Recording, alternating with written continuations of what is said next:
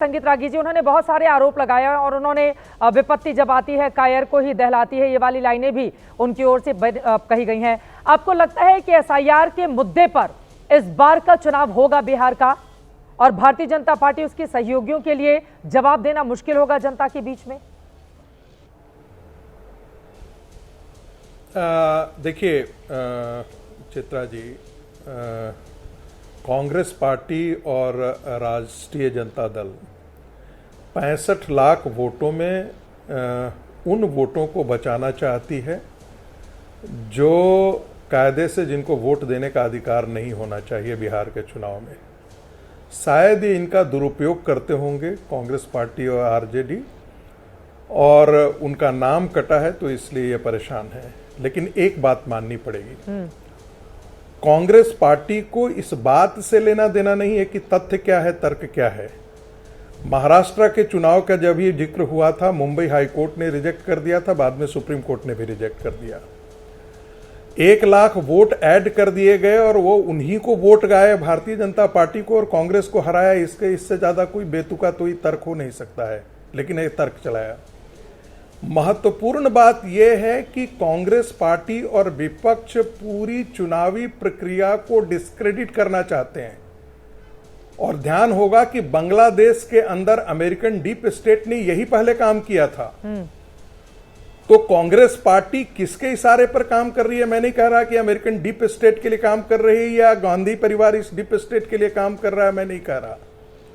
लेकिन पूरी चुनावी प्रक्रिया को पूरी डिस्क्रेडिट करने का नैरेटिव कांग्रेस पार्टी ने गढ़ा है। तो क्यों करेगी कांग्रेस पार्टी? और वो लीगल तरीके से नहीं, मैदान में है, वो क्यों करेगी लीगल तरीके? मैं फिर आपसे बता रहा हूं, देख लिए, मैं इसीलिए कह रहा हूं कि वो नैरेटिव जनता में ले जा रही है।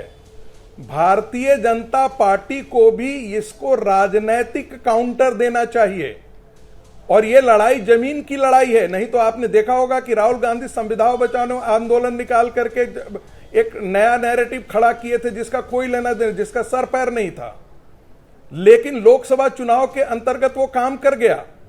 बिहार में भी या बंगाल के अंदर यदि ममता बनर्जी यदि कह रही हैं तो किन घुसपैठियों को, वो बांग्लादेशी मुसलमान घुसपैठियों को यहां बसा करके उन्होंने जो वोट बैंक खड़ा किया था सीपीएम ने, जिसे तृणमूल आगे आकर के बढ़ाई, कंसोलिडेटेड वोट बैंक किया।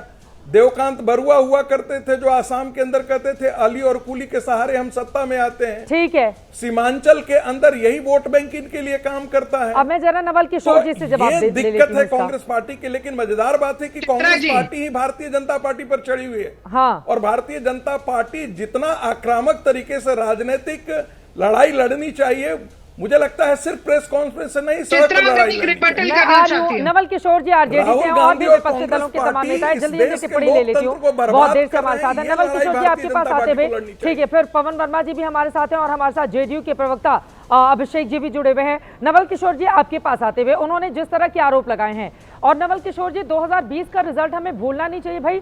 नंबर 1 पार्टी तो आप ही थे, बार बार पहले ईवीएम पर सवाल खड़े करके ईवीएम खराब है, ईवीएम खराब है, ईवीएम वाला नैरेटिव आप लोगों का ध्वस्त हो गया जब आप नंबर 1 पार्टी हो गए। और भी तमाम मुद्दों पर आपको लग रहा है 2020 का जो चुनाव हमने बिहार का कवर किया, जब हमने तेजस्वी यादव को युवाओं के मुद्दे उठाते हुए देखा, ये कहते हुए कि नौकरी नहीं है, रोजगार की लड़ाई हमें लड़नी है, और अब आप लोग आ गए एसआईआर पर। आपको लग रहा है एसआईआर के जरिए वोट मिलेंगे आपको बिहार में?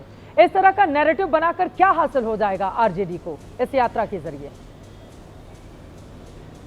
नहीं चित्रा जी, हम आज भी मुद्दे पे ही हैं, और 2020 में भी जिस मुद्दे को हम किए उस पर काम भी किए। हाँ। उस समय भी हम पढ़ाई, कमाई, दवाई, सिंचाई और कार्रवाई की बात कर रहे थे। जब हम 17 महीने के सरकार में रहे तब भी वो काम किए। अभी भी हम उन सब मुद्दे पे ही बात कर रहे हैं। हमने जो बात की पेंशन बढ़ाने की, हमने जो बात की युवा आयोग बनाने की, हमने जो बात की डोमिसाइल की, हमने जो भी बात कही उसका अनुकरण कर रहे हैं, उसका नकल कर रही है सरकार। बात वो नहीं है, बात है कि जब संविधान के द्वारा प्रदत्त वोट का अधिकार है, अगर उस पर चोट पहुंचाएगा चुनाव आयोग, तो सवाल तो बनता है कि जो लोग जनता के साथ रहते हैं उनका मुद्दा उठाएंगे। भारतीय जनता पार्टी ठीक बोल रहे हैं संगीत जी कि भारतीय जनता पार्टी ने पूरा कोशिश किया कि जो चुनाव आयोग को जवाब देना चाहिए वो भारतीय जनता पार्टी कर रही थी, लेकिन झूठ कहां तक सच हो सकता है? वो जो लगातार झूठ बोल रहे थे भारतीय जनता पार्टी, जब उनसे नहीं संभला तो फाइनली चुनाव आयोग, चाहे चुनाव आयुक्त आए और उन्होंने जिस तरह से जवाब दिया सवालों का, उससे यह शक पुख्ता हो गया कि चुनाव आयुक्त के मन में कुछ न कुछ काला है, उनके दिल में कुछ न कुछ काला है। तो चोर बताएंगे, आप लोग चोर वाले बैनर पोस्टर लगाएंगे और चुनाव आयुक्त आकर अपनी बातें भी नहीं कहें कड़े शब्दों में। नवल किशोर जी, अब आप लोग सामने वाले को चोर बताएंगे, वो कब मतलब वो बर्दाश्त करता रहे? ईसीआई बर्दाश्त करें, आप उनको चोर चोर बोलते रह जाइए। वोट आपने क्यों काटा? हाँ। तो उनको बताना चाहिए था। और सूची डाल तो दी है 65 लाख की, 65 लाख वाली सूची में कहाँ गड़बड़ी है? पार्टी जो सिंगल लार्जेस्ट पार्टी है, जी, उसको आपने 2020 में हराया था। हाँ। 10 सीटों पे आपने हराया था उस समय, वो पूरा देश जानता है और आप भी जानती हैं कि उस समय आप कवर कर रही थी। तो ये बात अगर हम समय पे नहीं उठाएंगे तो फिर कौन उठाएगा? भारतीय जनता पार्टी तो चाहती है कि झूठ बोल के लोगों को दुष्प्रचार करके यह काम करती रहे, लेकिन जो सही बात यह है कि चुनाव आयोग ने यह दुस्साहस किया था कि एसआईआर के माध्यम से लोगों को वोट छीनने का काम किया था। तो एसआईआर पहले जो हुआ था 2003 में, अब जो हुआ है, दोनों में क्या फर्क है? शुरुआती दौर से कर रहे हैं। एसआईआर जो 2003 में हुआ था, अभी जो हुआ, दोनों में क्या फर्क है? हमने कौन सी बातों पर आपत्ति है आप लोगों को? पहले भी हो चुका है, कई बार हो चुका है, 12-13 बार एसआईआर की प्रक्रिया हो चुकी है। पहले में आज में क्या फर्क आ गया है?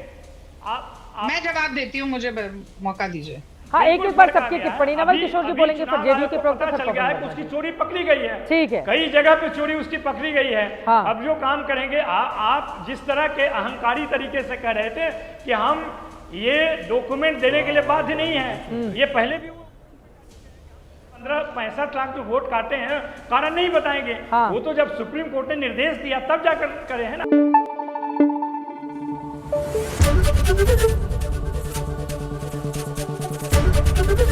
एबीपी न्यूज आपको रखे आगे।